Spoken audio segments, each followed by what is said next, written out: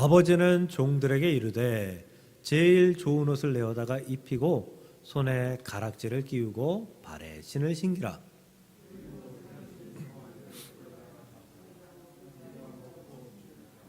이 내 아들은 죽었다가 다시 살아났으며 내가 잃었다가 다시 얻었노라 하니 그들이 즐거워하더라.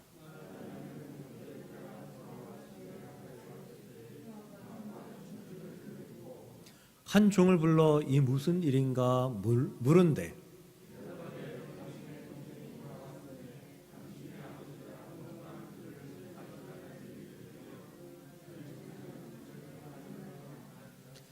그가 노하여 들어가고자 하지 아니하거늘 아버지가 나와서 권한대.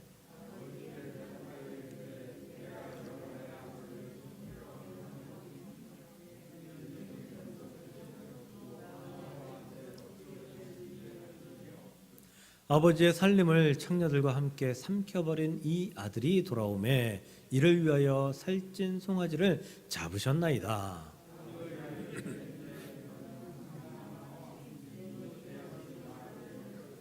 32절입니다. 이 내 동생은 죽었다가 살아났으며 내가 잃었다가 얻었기로 우리가 즐거워하고 기뻐하는 것이 마땅하다 하니라. 아멘. 아멘. 오늘 8번째 말씀, 행복의 길, 긍정이라는 말씀을 여러분들에게 전할 때에 많은 은혜가 있기를 주의 이름으로 축복합니다. 전쟁 중에 있습니다. 안타깝게도 러시아가 우크라이나를 침공했습니다. 현재 우크라이나의 도심까지 러시아군이 들어와 공격하고 있다는 뉴스를 보고 영상을 보고 또 사진을 보며 분개하지 않을 수 없었습니다. 러시아의 공격으로 우크라이나의 군인뿐 아니라 민간인들도 희생되고 있습니다. 정말 참혹한 현실입니다. 이 미국과 유럽은 대러시아 제재만 발표하고 있을 뿐 전쟁에는 참전하지 않고 있습니다. 오로지 우크라이나 한 나라만 러시아와 전쟁 중입니다. 우크라이나와 러시아의 영토의 차이는 엄청나게 큽니다. 군사력 역시도 엄청나게 차이가 납니다. 그럼에도 불구하고 그 나라가 그 어려운 상황에서 버티며 싸우는 모습에 기도하지 않을 수 없습니다. 정말 아무 이유 없이 희생되는 민간인들, 특히 어린아이들의 모습이 너무도 안타깝고 불쌍하며 너무도 마음이 아픕니다. 그 우크라이나가 가입하라고 했던 나토 북대서양 조약기구 그쪽에서도 아직 가입하지 않았기 때문에 협력할 수 없다. 군사를 우크라이나 진영에 투입할 수 없다라고 하고요. 미국 역시도 참전하는 것을 지금 행하지 않고 있죠. 그 이유는 우리가 다 알듯이 세계 제1, 2위의 국방력을 자랑하는 미국과 러시아 두 나라가 싸우면 전쟁을 하면 반드시 핵전쟁이 될 거고요. 그리고 두 나라가 전쟁을 하면 공산국가인 러시아, 중국, 북한, 그리고 러시아 인접국들 그들과 미국과 유엔 이렇게 해서 세계 제3차 대전이 될 수 있기 때문에 참전하지 못하고 있습니다. 이러지도 저러지도 못하는 안타까운 사실입니다. 저는 정말 분개하는 것은 러시아는 공산국가이지만 정교회를 믿는 나라입니다. 국교입니다. 정교회는 예수님을 믿는 것입니다. 예수님을 더 카톨릭보다 더 윗선에서 더 정결하게 더 세상과 타협하지 않고 믿는 것이 정교회입니다. 근데 그 국교인 정교회를 믿는 러시아가 이런 참혹한 살상을 하고 있다는 것에 참 마음이 좋지 않습니다. 분개합니다. 정말로 이 전쟁이 빨리 끝났으면 좋겠습니다. 전쟁은 일어나지 말아야 됩니다. 전쟁을 겪으신 분도 있고요. 우린 대부분 전쟁을 겪지 못했지만 전쟁을 겪지 않은 우리들도 전쟁의 참혹함은 알고 있습니다.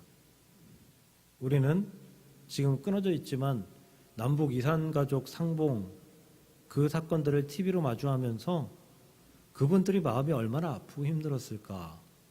그리고 만날 때는 기쁘지만 다시 헤어져야 됐을 때 그때 얼마나 마음이 다시 찢어졌을까. 그런 상상들을 하면서 전쟁은 절대 일어나지 말아야 된다라고 생각합니다. 전쟁은 서민들의 몫입니다. 푸틴은 전쟁터에 나오지도 않고 있죠. 나올 이유가 없습니다. 서민들이, 군인들이, 힘없는 사람들이 와서 싸워야 됩니다. 우크라이나 군만 죽습니까? 아니요. 러시아 군도 죽습니다. 전쟁을 일으킨 사람들도 죽고 전쟁을 당하는 사람들도 죽습니다. 그런데 그 죽음의 몫은 모두 서민들, 평범한 사람들, 우리들이라는 것입니다. 어떤 분들은 생때 같은 자식을 억지로 군대에 보내야 됩니다. 아버지를 보내야 되고 이제 갓 성인이 된 10대 청소년들도 보내야 합니다. 그 가운데 많은 분들은 아들의 전사 소식을 편지로서 우편으로서 받아야 되는 그런 현실에 처해 있습니다. 이들을 위해서 기도해 주시기를 부탁드립니다. 여러분들의 작은 기도가 무슨 소용이 있겠어라고 생각하지 마시고 이들을 위해서 기도해 주시기를 부탁드립니다. 우리가 기도하고 또 기도할 때에 하나님의 역사가 일어났었던 사실을 우리는 성경에서 많이 보아왔고 역사적으로도 많이 보아왔으니 그 역사가 다시금 일어날 수 있게끔 우리 하나님을 향해 기도해 줄 수 있는 저와 여러분들 되시기를 주님의 이름으로 간절히 부탁을 드립니다. 말씀으로 돌아와서요. 가장 추운 날이 절기로 대한이죠. 대한. 우리 음력 절기로 대한입니다. 그런데 하지만 이 매년 대한보다 더 추운 날이 소한. 소한이라고 하죠. 근데 사실 대한이 소한보다 온도가 낮은 경우들이 더 많대요. 그런데 왜 소한이 더 춥다라고 여기냐면 소한의 온도가 갑자기 급격하게 떨어지는 경우들이 많다라고 합니다. 음력절기가 딱 맞는 거죠. 그래서 어제보다 오늘이 훨씬 더 추웠기 때문에 우리가 체감하는 그 기온이 굉장히 낮게 느껴지기 때문에 소한이 더 춥다라고 우리 몸은 그렇게 체험한다라고 합니다. 그래서 속담 있죠. 대한이 소한 집에 놀러 왔다가 얼어 죽었다. 감기에 걸렸다. 이런 속담이 있습니다. 이렇게 우리는 부정적인 말들을 좀 많이 사용합니다. 부정적인 말을 사용해서 말들을 좀 강조하는 그런 의미로 사용합니다. 우리가 흔히 사용하는 말들 중에서 좋은 일이 있으면은 좋아 죽겠네라고 합니다. 좋아 죽겠네. 좋으면은 열심히 더 살고 행복하게 더 살아야 되는데 왜 좋은데 자꾸 죽겠다고 하는지. 또 좋아서 미치겠네. 미치면 안 됩니다. 절대 미치지 마십시오. 좋으면 좋은 것으로 끝나야 합니다. 우리는 긍정적인 상황임에도 불구하고 부정적인 말들을 사용해서 강조합니다. 그런데 이게 습관이 되었고 그 습관 때문에 이 대한민국 사람들이 서양 사람들보다 조금 더 부정적인 인식을 가지고 살아간다고 합니다. 죄송합니다. 그래서 일각에서는 좋아 죽겠네 이런 거 대신 좋아서 행복하네, 좋아서 살겠네 이런 말로 바꿔 쓰자라고 했던 캠페인도 했던 것을 저는 기억을 합니다. 우리는 더 노력해야 됩니다. 그리스도인이기 때문입니다. 그리스도인은 긍정적인 삶을 살아가야 될 책임이 있기 때문인 것입니다. 가끔 이사한 집에 신방 가는 경우가 있잖아요. 그때 이사한 집에 신방 갔을 때 많은 이야기를 듣는데 이런 이야기도 들어본 적이 있습니다. 아니 이렇게 외진데 전에 집이 더 좋은데 왜 이사 왔어? 전철도 멀고 버스 타려면 한참 걸어가야 되는데 왜 여기까지 왔어? 사정이 있어서 왔겠죠. 누구는 거기 가고 싶어서 갔겠습니까? 집이 5층인데 엘리베이터가 없네. 걸어 올라오다 숨 넘어갈 뻔했다고. 여기서 어떻게 사냐고. 그냥 그 주둥이로 확 그냥 바늘로 꿰매버렸으면. 방은 넓은데 거실이 좁네. 거실은 넓은데 방은 좁네. 방이 2칸뿐이네. 아니 신방 간 거 축복하러 갔잖아요. 신방대원으로 간 거 축복하러 간 거잖아요.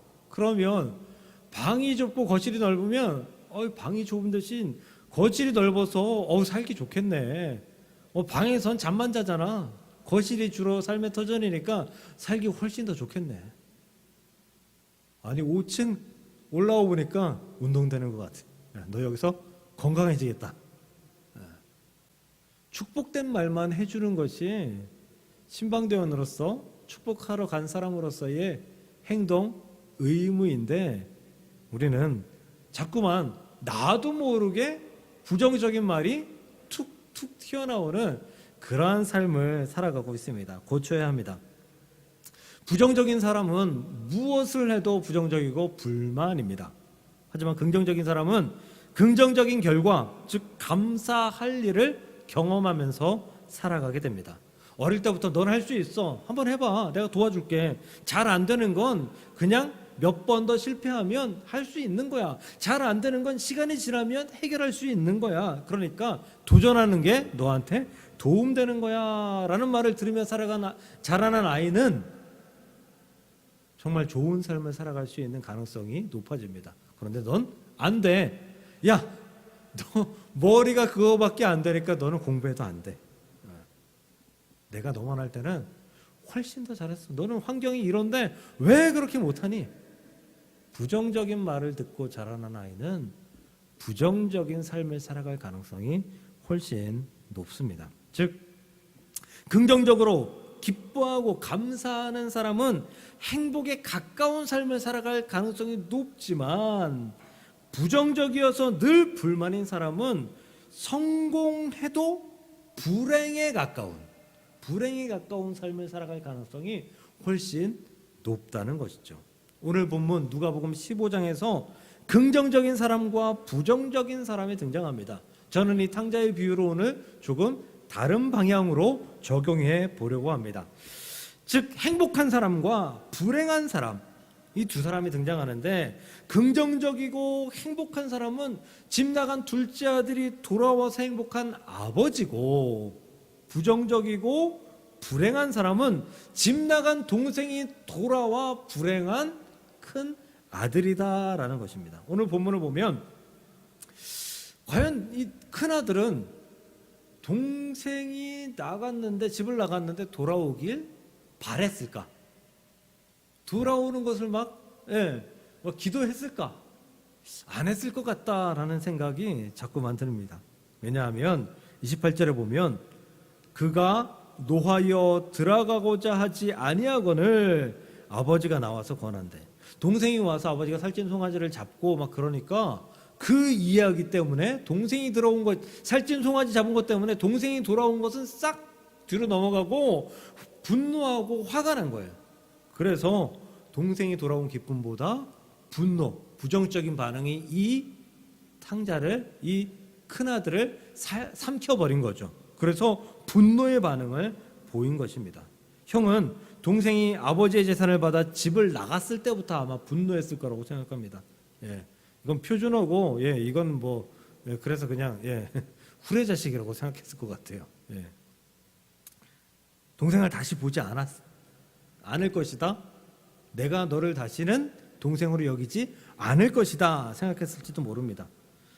그러니 동생이 돌아와서 송아지를 잡았다라는 그 이야기를 들었을 때 당연히 분노할 수밖에 없었던 것이죠. 사실 동생이 돌아온 것이 기쁘겠습니까? 송아지를 잡은 것이 분노할 일이겠습니까? 어느 것이 더 큰 일이겠습니까? 집 나갔던 동생이 돌아온 것이 훨씬 더 큰 일입니다. 사실 어떻게 보면 형의 반응은 당연하다, 형의 분노는 당연하다라고 여길 수도 있어요. 왜냐하면 동생의 행동은 분명히 잘못된 일이잖아요. 아버지가 살아계시는데 어차피 죽을 거니까 상속되면 절반은 내 거니까 먼저 주세요. 이런 나쁜 놈이 세상에 어디 있습니까? 용서받기 힘든 행동을 한 아들이죠. 말하지 않아도 왜 분노하는지 이유를 알 것 같아요. 하지만 당연한 분노를 하고 있는 이 탕자의 형이 행복해 보이나요? 좋아 보이나요? 이 탕자의 형 지금 불행해 보입니다. 결코 좋아 보이지 않습니다. 왜 불행해 보이나요? 왜? 동생이 돌아와 잔치하고 있는 상황에 이 형이 가지고 있었던 믿음이 깨져버렸기 때문입니다. 마음이 깨져버렸기 때문이에요. 동생이 돌아오지 않는 상황에서 큰형은 아버지가 동생을 걱정하는 마음을 받아줄 마음이 있었을 거예요. 그 상황은 동생이 아직 돌아오지 않았으니까. 그래서 어떨 때는 아버지를 위로했고 아버지를 격려했고 아버지의 손을 잡아주면서 아버지 동생이 돌아올 수 있을 거예요. 돌아올 거예요. 그러니까 힘내세요 했을지도 모릅니다. 왜냐하면 이 형도 믿음으로 사는 유대인이었기 때문이죠. 하지만 동생이 돌아온 상황, 동생이 돌아와 있는 상황에서 믿음은 깨져버린 거예요. 이 상황이 형의 믿음보다 훨씬 더 크다라고 보인다라는 거예요. 그러니까 형의 믿음은 지금 동생이 돌아와서 지금 잔치를 벌이는 이 상황보다 훨씬 작은 믿음이었다, 작은 마음이었다라는 거죠. 즉 동생이 돌아오지 않았을 때의 이 상태는 형이 믿음 있는 말, 믿음 있는 행동 이런 것들을 할 수 있는 그런 형이었었어요. 그런데 동생이 돌아온 상황에서는 이 형이 믿음 있는 말, 믿음 있는 행동을 하지 못하는 그런 사람으로 변해버렸다. 사람이 변한 게 아니라 원래 믿음이 그랬고 원래 그런 믿음을 가지고 있었기 때문에 그 믿음이 그 상황에 져버린 거죠. 상황이 믿음을 이겨버린 거예요. 분노가 믿음을 깨뜨려버린 것입니다. 분노가 믿음을 이긴 것이죠. 사하라의 불꽃이라는 책을 쓴 샤를드 푸코라는 프랑스인은 원래는 군인이었어요. 그런데 회개하고 예수님을 만난 이후에 그 이후에 수도사가 되었습니다. 1900년대 초반, 그러니까 20세기 초반에 수도사가 되어서 사제 서품을 받은 후에 이 사람은 사하라 사막의 베니아베스라는 곳과 타만라셋이라는 곳에 정착해서 사하라 주민들을 전도하는, 복음 전하는 그런 순교의 삶을 살았어요. 선교의 삶을 살았어요. 그런데 결국 이 샤를드 푸코는 사하라 주민들에 의해서 살해당합니다. 순교하게 된 거죠. 이 사하라 푸코가 한 가장 유명한 말이 무엇인가 하면 이거예요. 하나님을 믿는 여러분들에게 가장 어려운 것이 무엇입니까?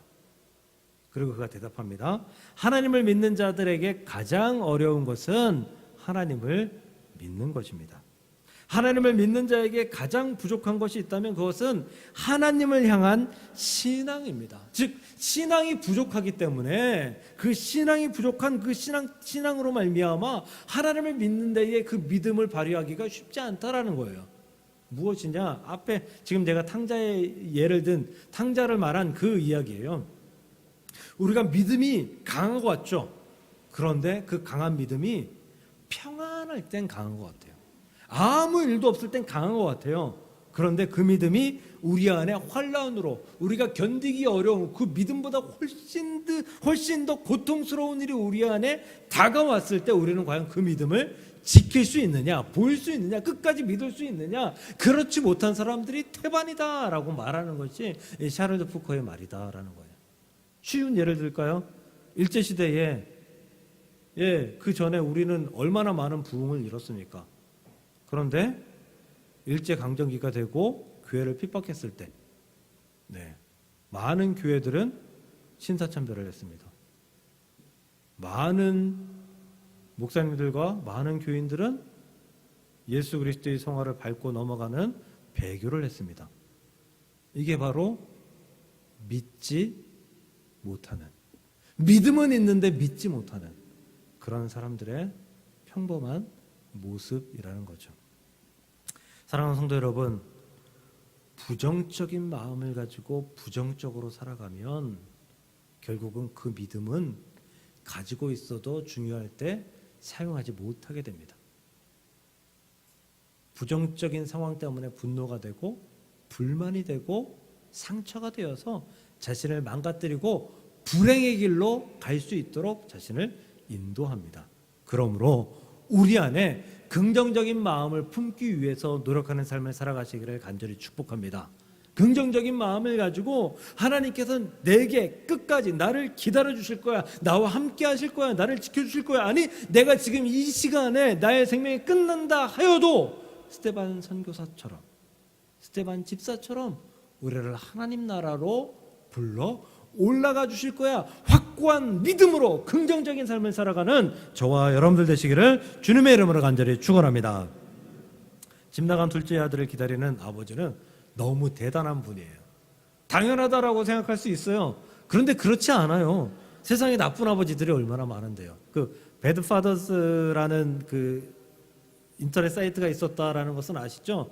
그 이혼한 후 양육비를 주지 않는 아버지들을 고발하는 그러한 페이지였는데, 그 법적인 문제로 사라진 것으로 알고 있습니다. 뭐 신상 정보 뭐 이런 것들 때문에 돈이 없어서 양육비를 지급하지 못하는 아버지들은 이해를 합니다. 그 사람도 얼마나 마음이 아프겠어요. 그런데 돈이 있는데도 불구하고 아들을, 딸을 양육하는데 양육비를 지원해주지 않기 위해서 도망다니는, 피해 다니는 아버지들이 엄청나게 많은 것을 보고 경악하지 않을 수 없습니다. 나쁜 아버지죠. 아들보다 딸보다 돈을 훨씬 사랑하는 것입니다. 얼마 전 인터넷에서 한 몇 주 된 것 같아요. 1, 2주, 2, 3주? 3살 때 집을 나가서 단 한 번도 찾아오지 않은 어머니가 54년 만에 사망한 아들의 보상금을 타기 위해서 연락한 그런 사건이 있었죠. 뉴스 보셨나요? 그것에 분노한 그 사망한 아들의 누나, 이 누나도 그 집 나간 엄마의 아들이겠죠. 이 누나가 소송을 낸 거죠. 단 한 번도 찾지 않은 이 어머니에게 상속을 해줄 수 없게 해달라고 소송을 냈습니다. 그 상속의 절반이라도 자신을 키워준 고모와 고모부에게 주었으면 좋겠다라는 소송을 낸 것으로 기억합니다. 다행히 법원은 아직 법령이 확정되어 있지도 않음에도 불구하고 이 원고의 손을 들어서 어머니에게 사망보험금 지급을 중지하라라는 명령을 했다라고 합니다. 다행이지만 참 씁쓸합니다. 씁쓸합니다. 이런 어머니, 이런 아버지도 세상에 많아요. 탕자의 아버지? 당연하다? 아니요. 탕자의 아버지의 이 부성애와 이 믿음은 우리가 존경하고 우리가 그를 칭송해도 될 만한 그러한 믿음이다라는 것입니다. 탕자의 아버지가 이렇게 아들을 맞이할 수 있었던 것은 부성애 때문이고, 그리고 더 큰 것은 아버지를 사랑하는 마음으로 이 아들이 돌아올 것이다 라고 아들을 믿어준 그 믿음이에요. 그 긍정적인 믿음이에요. 아들이 반드시 내게 돌아와서 나와 함께 행복하고 기쁜 삶을 살아갈 것이다 라고 믿어주고 기다려줬다라는 것이죠. 하지만 나간 동생을 기다리는 이 아들, 큰아들의 마음은 그렇지 않아요. 동생을 믿어주지 않았던 거죠. 용서할 수 없었겠죠. 아버지의 재산을 가지고 나가? 용서할 수 없었겠죠. 어쩌면 이런 생각이 들었을지도 몰라요. 나도 좀 그래 볼까? 용서할 수 없었을 거예요. 만약에 그랬다 하더라도 내가 가지고 나가야지, 이런 생각을 했을지도 몰라요. 하지만 아버지는 그렇지 않았어요. 아버지와 아들의 차이는 인간에 대한 긍정적인 신뢰를 하고 있느냐, 아니면 인간에 대해 부정적인 배신감으로 살아가느냐, 이 차이예요. 긍정적인 신뢰를 가지고 있는 사람은 행복의 길을 걸어갈 수 있지만, 부정적인 배신감으로 살아가는 사람은 불행한 길로 걸어갈 수밖에 없다라는 거예요. 근데 우리가 짚고 넘어갈 게 있어요. 누구나 다 실수하잖아요. 실수 안 하세요? 저는 요즘도 실수해요. 다른 사람에게도 컴퓨터를 치다가 오타 내는 거, 이런 실수 말고요. 다른 사람에게도 실수해요. 어떨 때는 운전하다가 다른 사람을 오해해서 클락션을 누르는 경우도 있고요. 실수해요. 잘못해요. 심지어 범죄를 저지를 수도 있어요. 그런 사람들도 있습니다. 그런데 많은 사람들이 본인이 실수하고 본인이 죄를 저지르면 이렇게 생각하죠. 어쩔 수 없었어. 그럴 수도 있지. 이해해 주길 바래. 예. 대부분 그렇게 생각해요. 그리고 나는 저 사람이 이렇게 했기 때문에 내가 어쩔 수 없이 그렇게 할 수밖에 없었다라고 생각해요. 그런데 다른 사람이 실수하고 죄를 저지르면 어떻게 할까요? 아까 그 54년 만에 찾아온 어머니, 제 생각에는요, 그 어머니가 돈을 받겠다고 찾아오지 않았을 것 같아요. 거기 인터넷 기사에는 짤막해서 정확히 알 수 없지만 아마 재혼한 상태에서 낳은 아들들이 재산을 받아가겠다고 찾아오지 않았을까? 그렇게 요구하지 않았을까 생각합니다. 다른 사람이 실수하면 그 사람을 지탄해요. 막 저주해요. 어떻게 그럴 수 있느냐라고 해요. 근데 나한테 그러지 않는다라는 것이죠. 탕자의 형이 그런 거예요. 탕자의 형도 죄에 대해서 자유롭지 않아요. 29절 보면 아버지께 대답하여 이르되 내가 여러 해 아버지를 섬겨 명을 어김이 없거늘 내게는 염소 새끼라도 주어 나와 내 벗으로 즐기게 하신 일이 없었다. 근데 이 말을 들으면 곱씹어 보면 큰아들은 아버지한테 불만이 있었어요. 없었던 상태에서 이 말을 그냥 처음부터 할 수 아니요, 절대 그러지 못해요. 불만이 있었고 쌓였고 그 불만 때문에 이런 말을 할 수 있었던 거예요. 아마 동생한테 재산 나눠줄 때부터 불만이 생겼을걸요. 아니, 아버지께서 안 해주면 되잖아요. 아니, 나눠주면 나까지 같이 나눠주고 해야지. 동생만 나눠주고 동생만 내보낸다? 아니, 이거 불만 생길 일 아니에요? 지금 형의 마음을 보면 그때부터 불만이 있었을 거예요. 그러니까 아버지를 아무리 위로하고 격려하고 아버지의 손을 잡아줘도 해도 그 마음은 아버지에 대한 분노가 분명히 있었을 것이다 라는 거예요. 동생이 아버지한테 잘못한 그만큼은 아닐지라도 이 형도 아버지한테 잘못하고 있는, 죄를 저지르고 있는 그런 마음을 분명히 가지고 있었을 것이다. 그래서 아버지가 동구 밖에 나가서 둘째 아들을 기다릴 때마다 막 마음의 분노가 솟구쳤을 거예요. 아버지가 그 둘째 아들의 말을 할 때마다 말로는 위로해 주지만 마음으로는 괘씸하고 분노하고 막 화가 나는 그런 마음이 생겼을 것이라고요. 형은 완전한 거요? 죄인이에요. 형도 원죄를 지은 죄인 말고 일반적인 죄인이에요. 아버지한테도 죄인이에요. 31절과 32절 보면 알 수 있어요.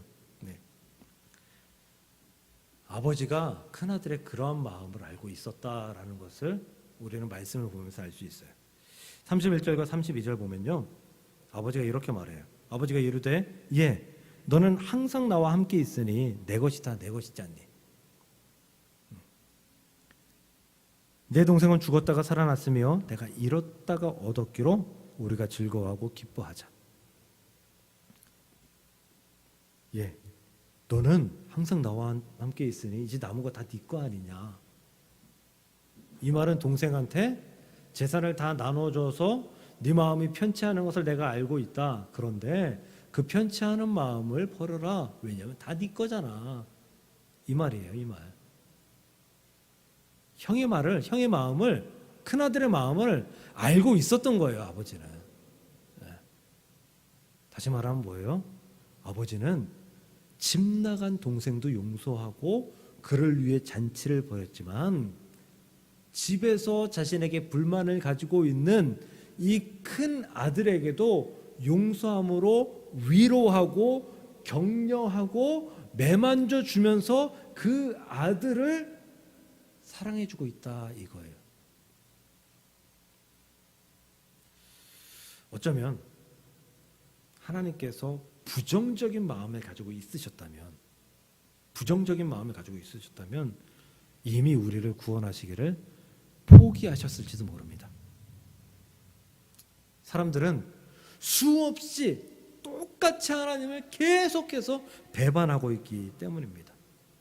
오죽하면 머리 검은 짐승은 고쳐 쓰는 게 아니다. 머리 검은 짐승은 거두는 게 아니다. 이런 말이 있을 정도입니다. 하지만 하나님은 우리가 회개하고 돌아올 것, 그럼에도 불구하고 하나님께 다시 돌아올 것이라고 확신하고 믿고 기다려줬다. 긍정적으로 우리를 바라봐 주셨다라는 거예요. 그래서 예수님을 우리에게 주셨고, 그래서 예수님의 말씀으로 말미암아 우리를 구원하시기 위해 노력하시고 또 노력하셨다라는 거예요. 그리고 결국 우리는 그 긍정적인 기다림에 반응해서 이 자리에 나와서 하나님께 예배하고 있고 하나님을 섬기고 있다라는 거죠. 뭐예요?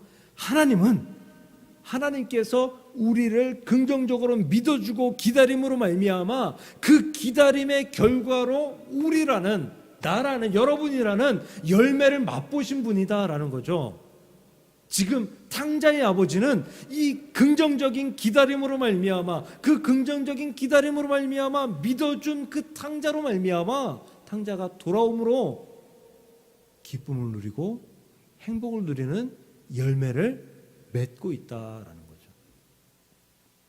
그러므로 사랑하는 성도 여러분, 우리도 그런 열매를 맺어야 되지 않겠습니까? 그러므로 우리도 세상을 바라볼 때 이렇게 바라보지 마십시오. 그저 악한 자들, 교회를 대적하는 자들, 그들은 아직 구원받지 못한 자들입니다. 다시 말하면 그들은 긍정적으로 구원받을 가능성이 아직 있는 자들입니다. 하나님께 나아올 수 있는 가능성이 있는 자들입니다. 그래서 구원에 조금 늦은 사람들, 구원받을 수 있는 자격이 충분한 사람들이다라고 여기며 바라보십시오. 그리고 하나님처럼, 그리고 탕자의 아버지처럼 그들을 긍정적으로 믿고 기다려주고 그들을 위해서 기도하고 힘쓰며 애써주시기를 주님의 이름으로 간절히 부탁을 드립니다.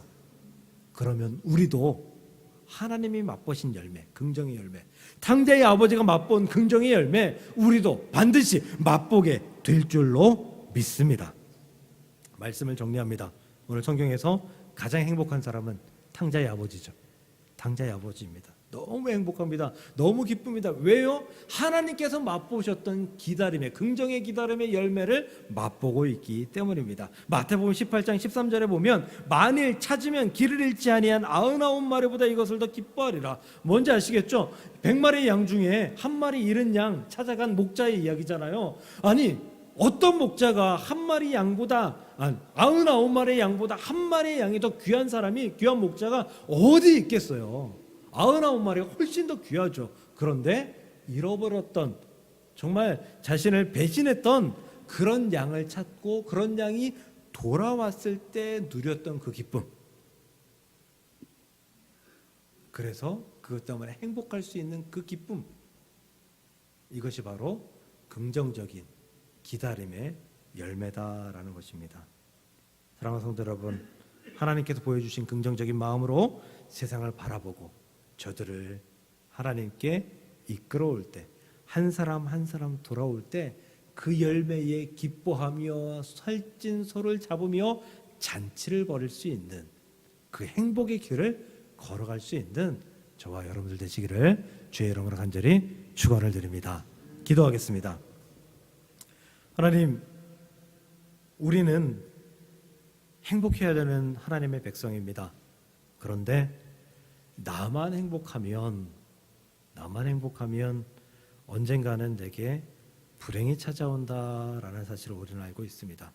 그러므로 다른 이들을 긍정적으로 기다림으로 말미암아 그들이 하나님께 돌아올 때마다 큰 행복을 누릴 수 있는, 기쁨을 누릴 수 있는 하나님의 백성들이 될 수 있도록, 노력하는 자들이 될 수 있도록 주께서 역사하여 주옵소서. 저들은 악한 자들이야, 돌아올 수 없어, 돌아오지 않아, 저들은 절대로 회개하지 않을 것이야 라고 바라보는 것이 아니라 저들에게는 아직 기회가 있고 저들에게는 아직 하나님의 역사가 있을 것이며 저들은 구원받기에 조금 늦어진 것뿐이야 라고 여기며 저들을 위해서 기도하고 저들을 위해서 나아갈 수 있는 긍정적인 하나님의 열매를 맛볼 수 있는 주님의 백성들이 될 수 있도록 인도하시고 역사하여 주옵소서. 그리하여서 하나님께서 이 땅을 바라보며 행복하게 살아가시는 것처럼 탕자의 아버지가 돌아올 때마다 행복을 느낀 것처럼 우리도 행복의 길을 걸어갈 수 있도록 주께서 역사하시고 인도하여 주시옵소서. 예수님의 이름으로 감사하며 기도드리옵나이다. 아멘.